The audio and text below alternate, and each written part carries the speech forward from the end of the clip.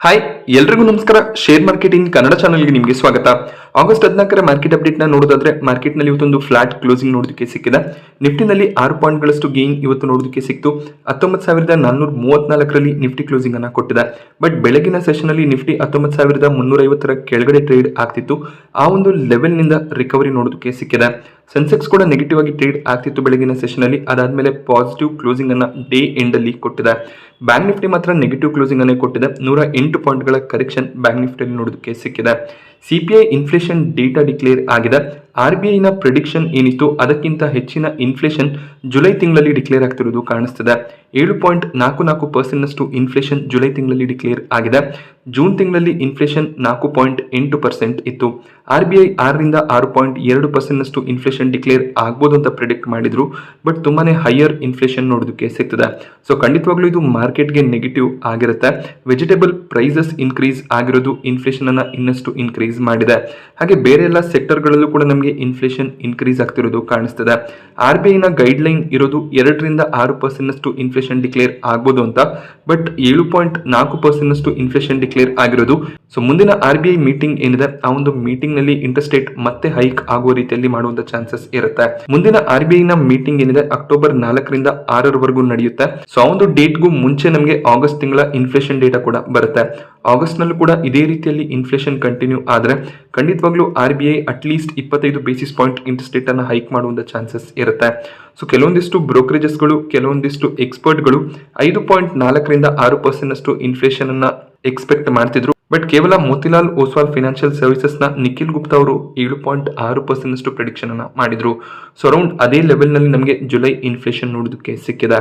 ಹಾಗೆ inflation data ಏನಿದೆ market hours ನ ನಂತರ ಬಂದಂತ ಡೇಟಾ ಆಗಿರುತ್ತೆ. ಆಗಸ್ಟ್ 15 ಸ್ವಾತಂತ್ರ್ಯ ದಿನಾಚರಣೆ ಇರೋದ್ರಿಂದ ಮಾರ್ಕೆಟ್ ಹಾಲಿಡೇ ಇರುತ್ತೆ. ಸೊ ಬುಧವಾರ ಈ ಒಂದು ನ್ಯೂಸ್ಗೆ ಮಾರ್ಕೆಟ್ ಯಾವ ರೀತಿಯಲ್ಲಿ ರಿಯಾಕ್ಟ್ ಆಗುತ್ತೆ ಅದನ್ನು ನಾವು ಅಬ್ಸರ್ವ್ ಮಾಡಬೇಕಾಗುತ್ತೆ. ನಿಫ್ಟಿಯ ಟಾಪ್ ಗೇನರ್ಸ್ ಮತ್ತೆ ಲೂಸರ್ಸ್ ಅನ್ನ ಅಬ್ಸರ್ವ್ ಮಾಡಿದಾಗ LTI ಮೈಂಟ್ರಿ ಇವತ್ತು ಟಾಪ್ ಗೇನರ್ ಆಗಿತ್ತು. ಇನ್ಫೋಸಿಸ್ ನಲ್ಲೂ ಕೂಡ 1.5% ಅಷ್ಟು ಗೇನ್ ನೋಡೋದಕ್ಕೆ ಸಿಕ್ಕಿದೆ. ಡಿವಿಸ್ ಲ್ಯಾಬ್ ಕೂಡ ಇವತ್ತು 1.5% ಅಷ್ಟು ಗೇನ್ ಆಯಿತು. ಡಿವಿಸ್ ಲ್ಯಾಬ್ ತಮ್ಮ ಕ್ವಾರ್ಟರ್ಲಿ ರಿಸಲ್ಟ್ಸ್ ಅನ್ನು ಡಿಕ್ಲೇರ್ ಮಾಡಿದ್ದಾರೆ. ಇಯರ್ ಆನ್ ಇಯರ್ ಕಂಪೇರ್ ಮಾಡಿದಾಗ ಇವರ ಪ್ರಾಫಿಟ್ 49% ಅಷ್ಟು ಫಾಲ್ ಆಗಿದೆ. 356 ಕೋಟಿಯಷ್ಟು ಪ್ರಾಫಿಟ್ಸ್ ಅನ್ನ ಡಿವಿಸ್ ಲ್ಯಾಬ್ ಈ ಒಂದು ಕ್ವಾರ್ಟರ್ ನಲ್ಲಿ ಡಿಕ್ಲೇರ್ ಮಾಡಿದ್ದಾರೆ. ಜೂನ್ 2022ರಲ್ಲಿ ಅವರ ಪ್ರಾಫಿಟ್ಸ್ 702 ಕೋಟಿಯಷ್ಟು ಇತ್ತು.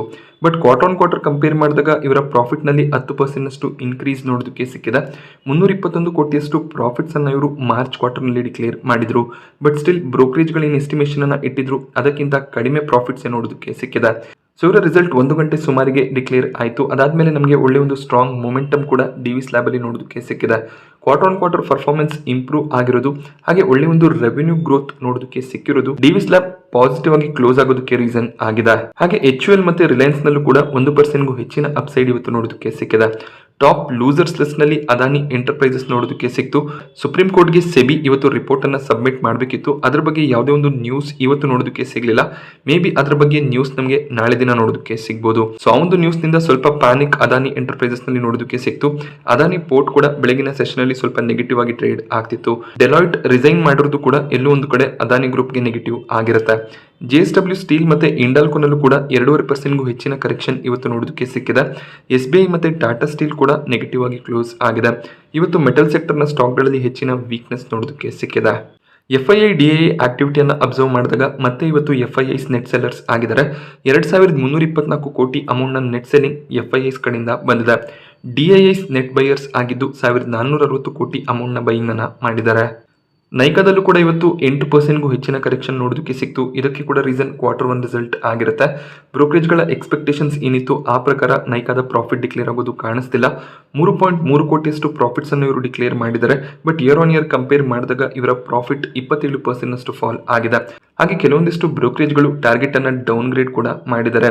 ಈ ಮುಂಚೆ ಒಳ್ಳೆ ಒಂದು ಟಾರ್ಗೆಟ್ಸ್ ಗಳನ್ನ ಕೊಟ್ಟಂತ ಕೋಟಕ್ ಇನ್ಸ್ಟಿಟ್ಯೂಷನಲ್ ಈಕ್ವಿಟೀಸ್ ಮತ್ತೆ ನೋಮುರಾ ತಮ್ಮ ಟಾರ್ಗೆಟ್ ಅನ್ನ ಡೌನ್ ಗ್ರೇಡ್ ಮಾಡಿದ್ದಾರೆ. ಕೋಟಕ್ ಇನ್ಸ್ಟಿಟ್ಯೂಷನಲ್ ಈಕ್ವಿಟೀಸ್ ಈ ಮುಂಚೆ ನೈಕಾದಲ್ಲಿ 210 ಟಾರ್ಗೆಟ್ ಅನ್ನ ಕೊಟ್ಟಿದ್ರು. ಅದನ್ನ ಈಗ 165ಕ್ಕೆ ಡೌನ್ ಗ್ರೇಡ್ ಮಾಡಿದ್ದಾರೆ. ಈ ಮುಂಚೆ ಬೈ ರೇಟಿಂಗ್ ಅನ್ನ ಕೊಟ್ಟಿದ್ರು. ಅದನ್ನ ಈಗ ಆಡ್ ರೇಟಿಂಗ್ ಗೆ ಚೇಂಜ್ ಮಾಡಿದ್ದಾರೆ. ಹಾಗೆ ನೋಮುರಾ ನ್ಯೂಟ್ರಲ್ ರೇಟಿಂಗ್ ಅನ್ನ ಕೊಟ್ಟು 183 ಇದ್ದಂತ ಟಾರ್ಗೆಟ್ ಪ್ರೈಸ್ ಅನ್ನ 163ಕ್ಕೆ ಕಡಿಮೆ ಮಾಡಿದ್ದಾರೆ. ಹಾಗೆ ಜೆಫ್ರೀಸ್ ಕೂಡ ಅಷ್ಟೇ ಅಂಡರ್ ಪರ್ಫಾರ್ಮ್ ರೇಟಿಂಗ್ ಅನ್ನ ಕೊಟ್ಟಿದ್ದು 120ರ ಟಾರ್ಗೆಟ್ ಪ್ರೈಸ್ ಅನ್ನ ನೈಕಾಗೆ ಕೊಟ್ಟಿದ್ದಾರೆ. ಸೊ ಈ ಒಂದು ರೀಸನ್ ಇಂದ ನೈಕಾದಲ್ಲಿ ತುಂಬಾನೇ ಕರೆಕ್ಷನ್ ಇವತ್ತು ನೋಡೋದಕ್ಕೆ ಸಿಕ್ತು. ಕಂಪನಿ ಪ್ರಾಫಿಟ್ಸ್ ಅನ್ನೇ ಡಿಕ್ಲೇರ್ ಮಾಡ್ತಿದ್ದಾರೆ. ಬಟ್ ಇವರ ಪ್ರಾಫಿಟ್ ರೇಂಜ್ ಏನಿದೆ 3 ರಿಂದ 7 ಕೋಟಿಯ ನಡುವೆ ನಮಗೆ ನೋಡೋದಕ್ಕೆ ಸಿಗ್ತದೆ. ಯಾವುದೇ ರೀತಿಯ ಪ್ರಾಫಿಟ್ ಗ್ರೋತ್ ಕಂಪನಿಯಲ್ಲಿ ನೋಡೋದಕ್ಕೆ ಸಿಗ್ತಿಲ್ಲ. ಮುತ್ತೂಟ್ ಫಿನಾನ್ಸ್ ಅಲ್ಲೂ ಕೂಡ ಇವತ್ತು 5.5% ಕರೆಕ್ಷನ್ ನೋಡೋದಕ್ಕೆ ಸಿಕ್ತು. ಮುತ್ತೂಟ್ ಫಿನಾನ್ಸ್ ಕೂಡ ತಮ್ಮ Q1 ರಿಸಲ್ಟ್ಸ್ ಅನ್ನ ಡಿಕ್ಲೇರ್ ಮಾಡಿದ್ದಾರೆ. ಬಟ್ ಇವರ ಪ್ರಾಫಿಟ್ಸ್ ಒಳ್ಳೆ ಒಂದು ಗ್ರೋತ್ ಅನ್ನ ಕಂಡಿದೆ. 975 ಕೋಟಿಯಷ್ಟು ಪ್ರಾಫಿಟ್ಸ್ ಅನ್ನು ಅವರು ಡಿಕ್ಲೇರ್ ಮಾಡಿದ್ದಾರೆ. ಇಯರ್ ಆನ್ ಇಯರ್ ಕಂಪೇರ್ ಮಾಡಿದಾಗ 22% ಇವರ ಪ್ರಾಫಿಟ್ ನಲ್ಲಿ ಗ್ರೋತ್ ನೋಡೋದಕ್ಕೆ ಸಿಕ್ಕಿದೆ. ಬಟ್ ಸ್ಟಿಲ್ ಬ್ರೋಕರೇಜಸ್ಗಳು ಸ್ಟಾಕ್ ಅನ್ನ ಡೌನ್ ಗ್ರೇಡ್ ಮಾಡಿದ್ದಾರೆ. ಹೈಯರ್ ಗೋಲ್ಡ್ ಪ್ರೈಸ್ ಇದ್ದಿದ್ರಿಂದ ಮುತ್ತೂಟ್ ಫಿನಾನ್ಸ್ ಒಳ್ಳೆ ಒಂದು ಪರ್ಫಾರ್ಮೆನ್ಸ್ ಅನ್ನ ಕೊಡ್ತಿದೆ. ಬಟ್ ಈ ಒಂದು ಮಾರ್ಜಿನ್ಸ್ ಅನ್ನ ಮುಂದಿನ ಕ್ವಾರ್ಟರ್ ನಲ್ಲಿ ಮೇಂಟೈನ್ ಮಾಡೋದಕ್ಕೆ ಸಾಧ್ಯ ಆಗದೇ ಇರಬಹುದು ಅಂತ. ಅದರಿಂದ ಮಾರ್ಗನ್ ಸ್ಟ್ಯಾನ್ಲಿ ಈ ಮುಂಚೆ ಏನು ಈಕ್ವಲ್ ವೇಟ್ ರೇಟಿಂಗ್ ಅನ್ನ ಕೊಟ್ಟಿದ್ರು ಅದನ್ನ ಈಗ ಅಂಡರ್ ವೇಟ್ ರೇಟಿಂಗ್ ಗೆ ಚೇಂಜ್ ಮಾಡಿ 1050 ಟಾರ್ಗೆಟ್ ಪ್ರೈಸ್ ಅನ್ನ ಕೊಟ್ಟಿದ್ದಾರೆ. ಹಾಗೆ ಮೋತಿಲಾಲ್ ಓಸ್ವಾಲ್ ಕೂಡ ನ್ಯೂಟ್ರಲ್ ರೇಟಿಂಗ್ ಅನ್ನ ಕೊಟ್ಟಿದ್ದು 1290 ಟಾರ್ಗೆಟ್ ಪ್ರೈಸ್ ಅನ್ನ ಕೊಟ್ಟಿದ್ದಾರೆ. ಮುತ್ತೂಟ್ ಫಿನಾನ್ಸ್ ಈ ಒಂದು ಕ್ವಾರ್ಟರ್ ನಲ್ಲಿ ಒಳ್ಳೆ ಒಂದು ಪರ್ಫಾರ್ಮೆನ್ಸ್ ಅನ್ನ ಕೊಟ್ಟಿದ್ದಾರೆ. ಕೆಲವೊಂದಿಷ್ಟು ಬ್ರೋಕರೇಜಸ್ ಗಳು ಫ್ಯೂಚರ್ ನಲ್ಲಿ ಯಾವ ರೀತಿಯ ಒಂದು ರಿಯಾಕ್ಷನ್ಸ್ ನೋಡೋದಕ್ಕೆ ಸಿಗಬಹುದು ಅದರ ಬೇಸಿಸ್ ಮೇಲೆ ತಮ್ಮ ಟಾರ್ಗೆಟ್ಸ್ ಗಳನ್ನ ಕೊಡ್ತಾರೆ. ಇದೇ ರೀತಿಯ ಪರ್ಫಾರ್ಮೆನ್ಸ್ ಕಂಟಿನ್ಯೂ ಆದ್ರೆ ಸ್ಟಾಕ್ ನಲ್ಲಿ ಯಾವುದೇ ರೀತಿಯ ಒಂದು ಪ್ಯಾನಿಕ್ ನೋಡೋದಕ್ಕೆ ಸಿಗೋದಿಲ್ಲ. ಐಟಿಸಿ ಬಿಸ್ನೆಸ್ ನಿಂದ ಐಟಿಸಿ ಹೋಟೆಲ್ಸ್ ಡಿಮರ್ಜರ್ ಆಗುತ್ತೆ ಅನ್ನುವಂಥ ಒಂದು ನ್ಯೂಸ್ ಇತ್ತು. ಅದಕ್ಕೆ ಇವತ್ತು ಬೋರ್ಡ್ನ ಕಡೆಯಿಂದ ಅಪ್ರೂವಲ್ ಕೂಡ ಸಿಕ್ಕಿದೆ. ಇನ್ನು 15 ತಿಂಗಳ ಒಳಗಾಗಿ ಐಟಿಸಿ ಹೋಟೆಲ್ಸ್ ಅನ್ನ ಸಪರೇಟ್ ಆಗಿ ಲಿಸ್ಟ್ ಮಾಡ್ತೀವಿ ಅಂತ ಮ್ಯಾನೇಜ್ಮೆಂಟ್ ಹೇಳಿದ್ದಾರೆ. ಸೊ ಇದಕ್ಕೆ ಬಹಳಷ್ಟು ರೆಗ್ಯುಲೇಟರಿ ಅಪ್ರೂವಲ್ಸ್ ಬೇಕಾಗುತ್ತೆ. NSE ಕಡೆಯಿಂದ ಅಪ್ರೂವಲ್ ಬೇಕಾಗುತ್ತೆ. ಅದೇ ರೀತಿಯಲ್ಲಿ NCLT ಕೂಡ ಅಪ್ರೂವಲ್ ಅನ್ನ ಕೊಡಬೇಕಾಗುತ್ತೆ. ಮೇಜರ್ ಆಗಿ ಶೇರ್ ಹೋಲ್ಡರ್ಸ್ ಅಪ್ರೂವಲ್ಸ್ ಕೂಡ ಬೇಕಾಗುತ್ತೆ. ಸೊ ಈ ರೀತಿಯಲ್ಲಿ ಎಲ್ಲ ಅಪ್ರೂವಲ್ಸ್ ಸಿಕ್ಕಿದ ಮೇಲೆ ಮುಂದಿನ 1.5 ವರ್ಷದ ಒಳಗಾಗಿ ಐಟಿಸಿ ಹೋಟೆಲ್ಸ್ ಮಾರ್ಕೆಟ್ ನಲ್ಲಿ ಲಿಸ್ಟ್ ಆಗುವಂತ ಚಾನ್ಸಸ್ ಇದೆ. ಹಾಗೆ ಐಟಿಸಿಯ ಶೇರ್ಗಳನ್ನ ಯಾರೆಲ್ಲ ಹೋಲ್ಡ್ ಮಾಡ್ತಿದ್ದಾರೆ 10 ಐಟಿಸಿಯ ಶೇರ್ಗಳನ್ನ ಹೋಲ್ಡ್ ಮಾಡ್ತಿದ್ರೆ ಐಟಿಸಿ ಹೋಟೆಲ್ನ 1 ಶೇರ್ ನಿಮಗೆ ಕ್ರೆಡಿಟ್ ಆಗುತ್ತೆ. ಹಾಗೆ ಬೋರ್ಡ್ ಕ್ಲಾರಿಫಿಕೇಶನ್ ಅನ್ನ ಕೂಡ ಕೊಟ್ಟಿದ್ದಾರೆ. ಟೋಟಲ್ 60% ಅಷ್ಟು ಸ್ಟೇಕ್ ಅನ್ನು ಅವರು ಪಬ್ಲಿಕ್ಗೆ ಕೊಡ್ತಾರೆ. ಮಿಕ್ಕ 40% ಅಷ್ಟು ಸ್ಟೇಕ್ ಏನಿದೆ ಅದು ಮ್ಯಾನೇಜ್ಮೆಂಟ್ ನ ಬಳಿಯಲ್ಲೇ ಉಳ್ಕೊಳ್ಳುತ್ತೆ. ಸೊ ಇದೆಲ್ಲೋ ಒಂದು ಕಡೆ ಐಟಿಸಿಯ ಶೇರ್ ಹೋಲ್ಡರ್ಸ್ ಗಳಿಗೆ ಸ್ವಲ್ಪ ನೆಗೆಟಿವ್ ಆಗ್ಬೋದು. ಹಾಗೆ ಈ ಒಂದು ಡಿಮರ್ಜರ್ಗೆ ಇನ್ನು ತುಂಬಾನೇ ಸಮಯ ಇದೆ. ಹಾಗೆ ರೆಕಾರ್ಡ್ ಡೇಟ್ ಕೂಡ ಅಷ್ಟೇ NCLT ಅಪ್ರೂವಲ್ ಸಿಕ್ಕಿದ ಮೇಲೆ ಫಿಕ್ಸ್ ಆಗೋದು. ಐಟಿಸಿ ತಮ್ಮ ಕ್ವಾರ್ಟರ್ಲಿ ರಿಸಲ್ಟ್ಸ್ ಅನ್ನ ಕೂಡ ಡಿಕ್ಲೇರ್ ಮಾಡಿದ್ದಾರೆ. ಕ್ವಾರ್ಟರ್ ಕಂಪೇರ್ ಮಾಡಿದಾಗ ಇವರ ಪ್ರಾಫಿಟ್ ಫಾಲ್ ಆಗಿದೆ. 4902 ಕೋಟಿಯಷ್ಟು ಪ್ರಾಫಿಟ್ಸ್ ಅನ್ನ ಈ ಕ್ವಾರ್ಟರ್ ನಲ್ಲಿ ಐಟಿಸಿ ಡಿಕ್ಲೇರ್ ಮಾಡಿದ್ದಾರೆ. 2023 ಮಾರ್ಚ್ ನಲ್ಲಿ 5086 ಕೋಟಿಯಷ್ಟು ಪ್ರಾಫಿಟ್ ಡಿಕ್ಲೇರ್ ಆಗಿತ್ತು. ಸೊ ಕ್ವಾರ್ಟರ್ ಪ್ರಾಫಿಟ್ ಫಾಲ್ ಆಗಿದೆ. But year on year compare ಮಾಡಿದಾಗ ಪ್ರಾಫಿಟ್ ನಲ್ಲಿ ಒಳ್ಳೆ ಒಂದು ಗ್ರೋತ್ ನೋಡೋದಕ್ಕೆ ಸಿಕ್ಕಿದೆ. 4169 ಕೋಟಿಯಷ್ಟು ಪ್ರಾಫಿಟ್ಸ್ ಅನ್ನ ಜೂನ್ 2022 ಇವರು ಡಿಕ್ಲೇರ್ ಮಾಡಿದ್ರು. ಬಟ್ ಇವರ ಟೋಟಲ್ ಇನ್ಕಮ್ ಏನಿದೆ year on year quarter fall ಆಗ್ತಿರೋದು ಕಾಣಿಸ್ತದೆ. ಐಟಿಸಿ ಒಂದು ಕಾಂಗ್ಲೋಮರೇಟ್ ಬಿಸ್ನೆಸ್ ಆಗಿರುತ್ತೆ. ಅಂದ್ರೆ ಬಹಳಷ್ಟು ಸೆಗ್ಮೆಂಟ್ ಗಳನ್ನ ಹೊಂದಿರುವಂತಹ ಒಂದು ಕಂಪನಿ ಆಗಿರುತ್ತೆ. ಸೊ ಸೆಗ್ಮೆಂಟ್ ವೈಸ್ ರೆವೆನ್ಯೂಸ್ ಅನ್ನ ಅಬ್ಸರ್ವ್ ಮಾಡಿದಾಗ ಸಿಗರೆಟ್ ಬಿಸ್ನೆಸ್ ನಲ್ಲಿ ರೆವೆನ್ಯೂ ಗ್ರೋತ್ ತುಂಬಾ ಚೆನ್ನಾಗಿ ಕಾಣಿಸ್ತಿದೆ. ಹಾಗೇನೆ FMCG ಸೆಗ್ಮೆಂಟ್ ಅಲ್ಲೂ ಕೂಡ ಒಳ್ಳೆ ಒಂದು ಗ್ರೋತ್ ಅನ್ನು ಇವರು ತೋರಿಸಿದ್ದಾರೆ. ಹೋಟೆಲ್ ಬಿಸ್ನೆಸ್ ನಲ್ಲಿ ರೆವೆನ್ಯೂ ಕ್ವಾರ್ಟರ್ ಫಾಲ್ ಆಗಿದೆ. ಅದೇ ರೀತಿಯಲ್ಲಿ ಆಗ್ರಿ ಬಿಸ್ನೆಸ್ ನಲ್ಲಿ ಇಯರ್ ಆನ್ ಇಯರ್ ನಮಗೆ ರೆವೆನ್ಯೂ ಫಾಲ್ ಆಗ್ತಿರೋದು ಕಾಣಿಸ್ತಿದೆ. ಅದೇ ಒಂದು ರೀಸನ್ ಇಂದ ಓವರ್ ಆಲ್ ರೆವೆನ್ಯೂ ಏನಿದೆ year on year quarter fall ಆಗಿದೆ. ಪೇಪರ್ ಬೋರ್ಡ್ ಮತ್ತೆ ಅದರ್ ಸೆಗ್ಮೆಂಟ್ ಏನಿದೆ ಫ್ಲಾಟ್ ಆಗಿ ಕಾಣಿಸ್ತಾ ಇದೆ. ಸಿಗರೆಟ್ ಮತ್ತೆ FMCG ಸೆಗ್ಮೆಂಟ್ ಅಲ್ಲಿ ಐಟಿಸಿ ಒಳ್ಳೆ ಒಂದು ಪರ್ಫಾರ್ಮೆನ್ಸ್ ಅನ್ನ ಕೊಡ್ತಿದೆ. ಬಟ್ ಇವರ ಬೇರೆ ಬಿಸ್ನೆಸ್ ಆಗಿರುವಂತಹ ಹೋಟೆಲ್, ಆಗ್ರಿ, ಪೇಪರ್ ಬೋರ್ಡ್ ಈ ರೀತಿಯ ಬಿಸ್ನೆಸ್ ಗಳಲ್ಲಿ ರೆವೆನ್ಯೂ ನಮಗೆ ಫ್ಲಾಟ್ ಅಥವಾ ಫಾಲ್ ಆಗ್ತಿರೋದು ಕಾಣಿಸ್ತಿದೆ. IPOಗಳ ವಿಚಾರಕ್ಕೆ ಬಂದಾಗ TVS ಸಪ್ಲೈ ಚೈನ್ ನ ಕೊನೆ ದಿನದ ಸಬ್ಸ್ಕ್ರಿಪ್ಷನ್ ಎಂಡ್ ಆಗಿದೆ. QIB ಕ್ಯಾಟಗರಿಯಲ್ಲಿ ಹೆಚ್ಚಿನ ಒಂದು ಅಪ್ಲಿಕೇಶನ್ಸ್ ಬರಲಿಲ್ಲ. ಕೇವಲ 1.4 ಟೈಮ್ನಷ್ಟು ಮಾತ್ರ QIB ಕ್ಯಾಟಗರಿ ಓವರ್ ಸಬ್ಸ್ಕ್ರೈಬ್ ಆಗಿದೆ. NIA ಕ್ಯಾಟಗರಿ 2.5 ಟೈಮ್ನಷ್ಟು ಸಬ್ಸ್ಕ್ರೈಬ್ ಆಯಿತು.